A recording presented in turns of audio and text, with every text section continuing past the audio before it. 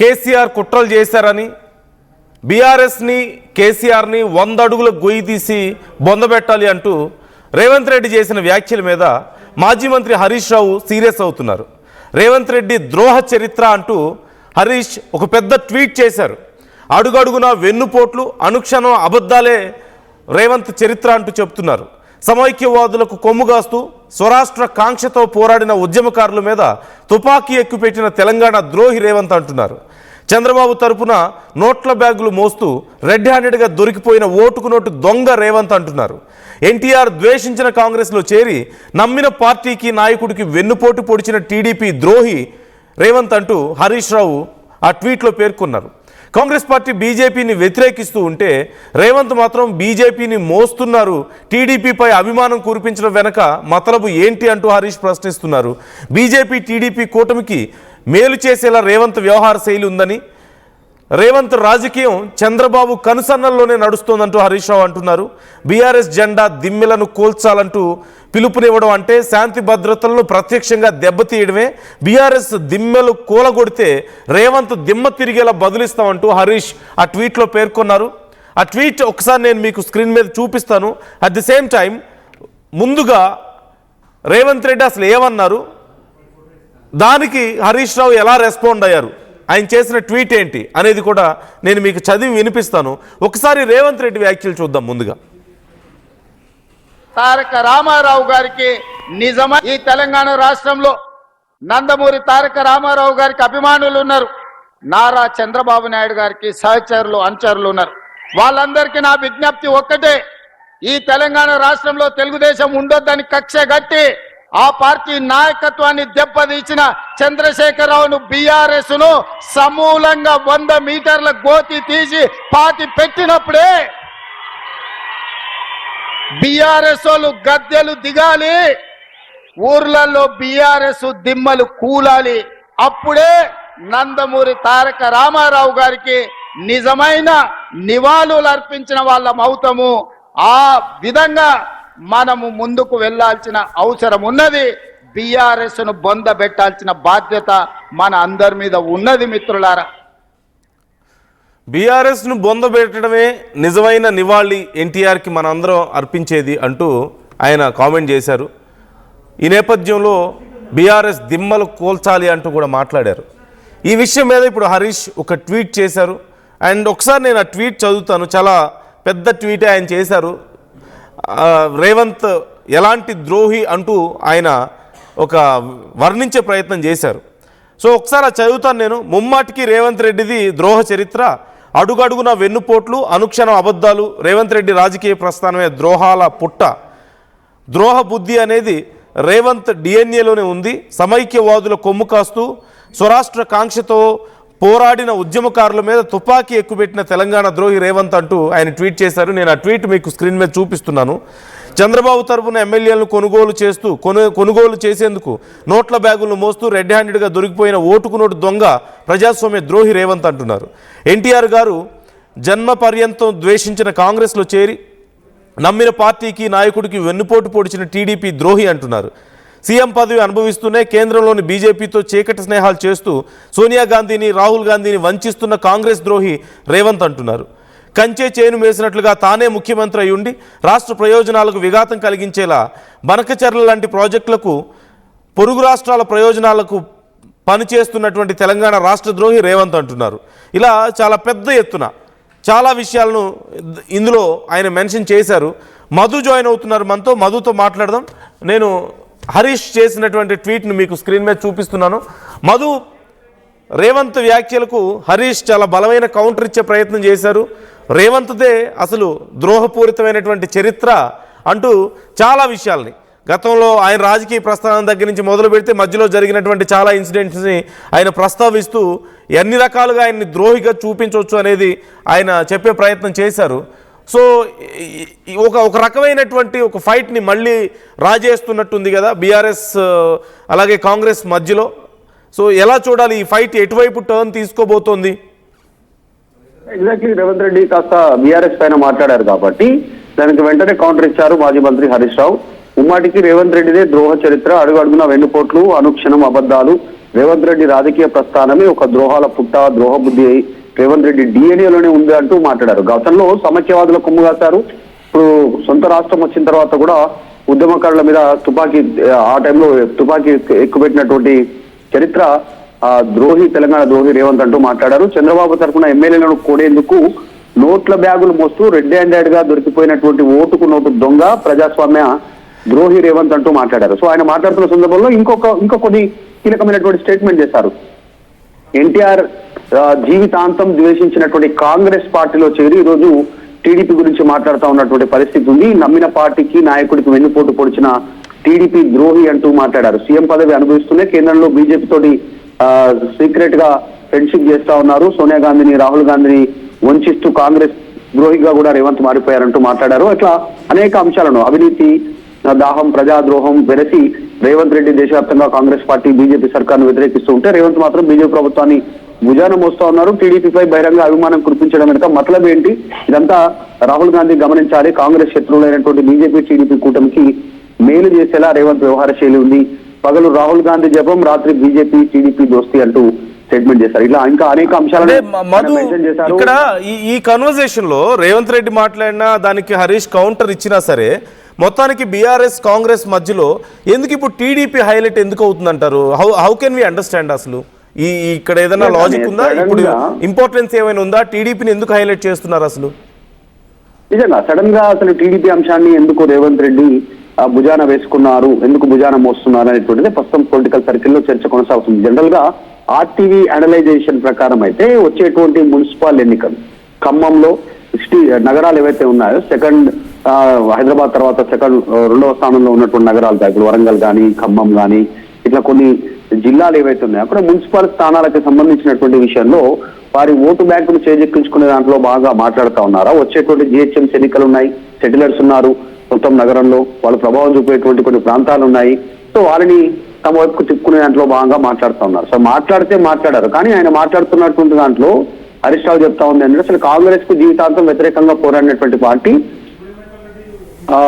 TDP, Telugu Desam party, NT Rama Rao. ఇప్పుడు NT Ramarao పేరు తీసి మాట్లాడుతూ ఉన్నారు. అర్హత లేదంటూ మాట్లాడారు. ప్రస్తుతం నిజంగానే ఆంధ్రప్రదేశ్ లో టీడీపీ, బీజేపీ, జనసేన 3 అలయన్స్ లో ఎన్డీఏ గవర్నమెంట్ ఉంది. అక్కడ ఆల్రెడీ వాళ్ళ మిత్రులు అంత ఫ్రెండ్షిప్ ఉంటే కాంగ్రెస్ కు వ్యతిరేకంగా చంద్రబాబు నాయుడు పనిచేస్తా ఉంటే ఒకవైపు, చంద్రబాబు నాయుడు పార్టీని ఈరోజు పోవడం వెనకాల ఉన్నటువంటి రీజన్ ఏంది అనేటువంటి స్టేట్మెంట్ చేస్తూనే శాంతి భద్రతలు కాపాడాల్సినటువంటి పోలీసుల బాధ్యత ఎటుపోయింది. సాక్షాత్తు డైరెక్ట్ గా ముఖ్యమంత్రి ప్లేస్ లో ఉన్నటువంటి వ్యక్తే ఈరోజు రెచ్చగొట్టేలాగా, విద్వేషాలను, బహిరంగంగా నేర చర్యలను ప్రోత్సహించేలాగా మాట్లాడుతూ ఉంటే డీజీపీ ఎందుకు సైలెంట్ గా ఉన్నారు? చట్టం అందరికీ ఒకటే నిరూపించేటువంటి ధైర్యం పోలీస్ శాఖకు ఉందా? ఇప్పుడు మాట్లాడతారా అనేటువంటి స్టేట్మెంట్ చేశారు. ఎందుకంటే రేవంత్ రెడ్డి మాట్లాడుతూ బీఆర్ఎస్ దిమ్మలు కూలగొట్టాలనేటువంటి స్టేట్మెంట్ చేశారు. ఇది ఒక రకంగా ఉద్రిక్తతలను రెచ్చగొట్టేటువంటి పరిస్థితి. వాస్తవానికి రేవంత్ రెడ్డి మాట్లాడుతున్న దాంట్లో అసలు ఎన్టీఆర్ ని ఇందులోకి మాటల్లో భాగంగా చెప్పారు. ఎన్టీఆర్ కి నివాళులు అర్పించాలంటే బీఆర్ఎస్ ఉంటుందని. అసలు ఎన్టీఆర్ కు బీఆర్ఎస్ కు సంబంధం లేదు. ఎన్టీఆర్ ఉన్న సమయంలో టీఆర్ఎస్ కానీ, బీఆర్ఎస్ పార్టీ కానీ లేదు.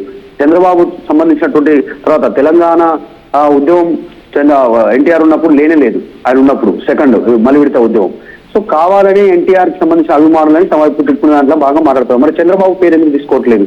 ఒకవేళ రేవంత్ రెడ్డి తీసుకోవాలనుకుంటే టీడీపీ గురించి, చంద్రబాబుకు మద్దతుగా ఉండాలనుకుంటే, చంద్రబాబుకు అండగా ఉండాలనుకుంటే బీఆర్ఎస్ ఉంటుంది అనేటువంటి స్టేట్మెంట్ చేయాలి. మరి ఆ స్టేట్మెంట్ రేవంత్ రెడ్డి ఎందుకు చేయట్లేదు?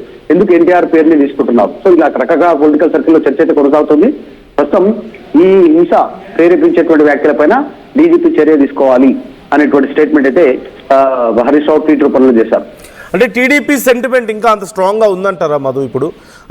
ఇప్పుడు కాంగ్రెస్ ప్రభుత్వం అధికారంలో ఉండడం, మరోవైపు బీఆర్ఎస్ గతంలో చాలా కాలం పాటు 2 దఫాలుగా పరిపాలించడం మనం చూసాం. వీటన్నిటినీ దాటుకొని ఇప్పుడు రాబోతున్నటువంటి జిహెచ్ఎంసీ ఎన్నికల్లో కానీ, మున్సిపల్ ఎన్నికల్లో కానీ టీడీపీ అంత పెను ప్రభావాన్ని చూపించే పరిస్థితుల్లో ఉందా నిజంగా? లేకపోతే ఈజ్ దేర్ ఎనీ దీని వెనక ఇంకేదైనా కారణాలు మనం చూడొచ్చు అంటారా? అంటే జనరల్ గా టీడీపీకి ఇప్పుడు నిలబడి గెలిచేటువంటి సత్తా టీడీపీకి రాష్ట్రంలో లేకపోయి ఉండొచ్చు. కాకపోతే కాస్త ప్రభావం చూపే పరిస్థితి ఉంది. జనరల్ గా టీడీపీని అభిమానించేటువంటి వాళ్ళు కానీ, తర్వాత ఎన్టీఆర్ ని అభిమానించేటువంటి అభిమాన సంఘాలు కానీ కాస్త ప్రభావం ఉండొచ్చు. తర్వాత ముఖ్యంగా అక్కడ నుంచి వచ్చి ఇక్కడ సెటిల్ అయినటువంటి వాళ్ళు ఖచ్చితంగా కాస్త ప్రభావం చూపే పరిస్థితులు ఉంటాయి ఓట్ల రూపంలో, ఓట్ల శాతంలో. కానీ సీట్లు గెలిచేటువంటి సిచ్యువేషన్ ఉండకపోవచ్చు.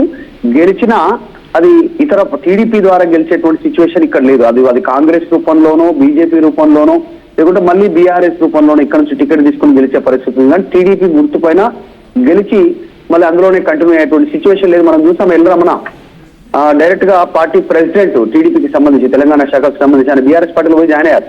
ఇప్పుడు ప్రెసిడెంట్ ఎమ్మెల్సీగా ఉన్నారు. సో దాదాపు ఇక్కడ టీడీపీ కనుమరుగైపోయింది.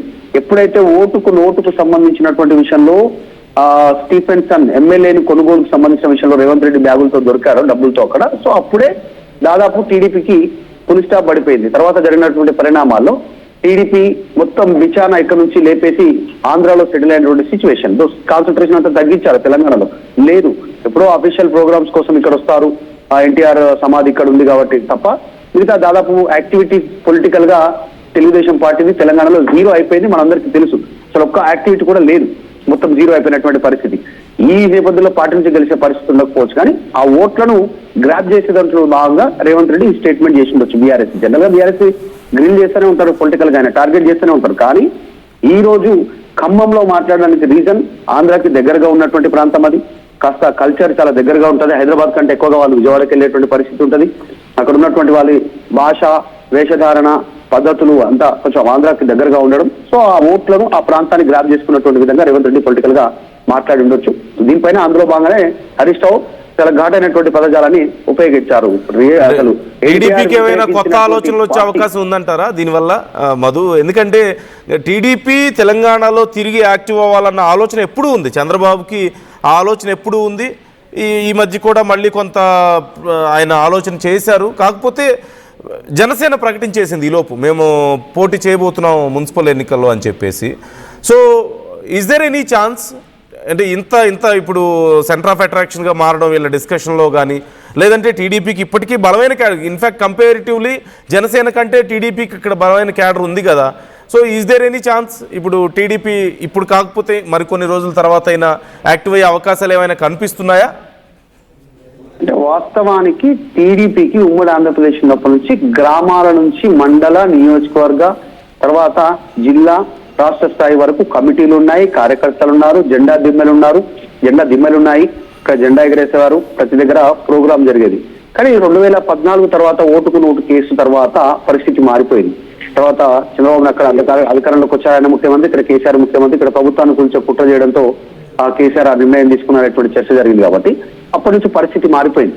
అప్పుడు టీడీపీ ఎమ్మెల్యేలు కూడా గెలిచారు ఇక్కడ ఆల్రెడీ తెలంగాణలో కూడా, తెలంగాణ వచ్చిన తర్వాత కూడా. కానీ ఇప్పుడు పరిస్థితి వేరు. ఇండివిజువల్ గా గెయిన్ అయ్యేటువంటి సిచ్యువేషన్ టీడీపీ కానీ జనసేనకి కానీ లేదు. కానీ ఫ్యూచర్ లో బీజేపీతో అలయన్స్ అయ్యే అవకాశం ఉంది, బీజేపీతో కలిసి ముందుకు పోయే సిచ్యువేషన్ ఉండొచ్చు. ఏదో ఒక రూపంలో వాళ్ళు గెలిచే సిచ్యువేషన్ కనిపిస్తుంది. ఇప్పుడు ఇందాక మనం చెప్పినట్టు ఉమ్మడి రంగారెడ్డి జిల్లాకు సంబంధించినటువంటి ప్రాంతాల్లో చూస్తే షేర్లింగంపల్లి కానీ, కుకటిపల్లి కానీ, గచ్చిబౌలి కానీ, తర్వాత ఎల్బీనగర్ ప్రాంతం కానీ, మల్కాజిగిరి కానీ, ఇట్లా కొన్ని ప్రాంతాలు ఉన్నాయి, వనస్థలిపురం. ఈ ప్రాంతాల్లో వారి ప్రభావం కాస్త ఉంటుంది. సెటిలర్స్ ఓట్లు ఉన్నాయి. ఖచ్చితంగా వాళ్ళ ఓట్లను గ్రాప్ చేసుకునేటువంటి దాంట్లో భాగంగా పొలిటికల్ సంబంధించినటువంటి ఒక వ్యూహంతో భాగంగా రేవంత్ రెడ్డి మాట్లాడి ఉంటారు. దాన్ని విమర్శిస్తూనే హరీష్ రావు ట్వీట్ చేశారు. కాంగ్రెస్ ను జీవితాంతం వ్యతిరేకించినటువంటి ఎన్టీఆర్ అదే పార్టీ నుంచి మళ్ళీ అదే కాంగ్రెస్ పార్టీలోకి వెళ్ళి కాంగ్రెస్ పార్టీ నుంచి టీడీపీ నుంచి మాట్లాడడం అనేటువంటిది ఒక కుట్రపూరితంగా మాట్లాడడం, మోసం చేసేటువంటి కార్యక్రమమే. అటు రాహుల్ గాంధీతో పాటు ఇక్కడ ఉన్న వాళ్ళని కూడా మోసం చేస్తా ఉన్నారని స్టేట్మెంట్ చేస్తారు. Right. Thank you Madhu, thanks for the details. మొత్తం మీద ఒక ఇంట్రెస్టింగ్ డ్రామా ఇక్కడ మనకు కనపడుతుంది. టీడీపీ ఉన్నటువంటి ఆ ఎగ్జిస్టింగ్ క్యాడర్ని తన వైపు తిప్పుకునే ఆలోచన రేవంత్ రెడ్డికి ఉండుండొచ్చేమో, అందుకే ఇలాంటి కామెంట్స్ చేస్తున్నారు.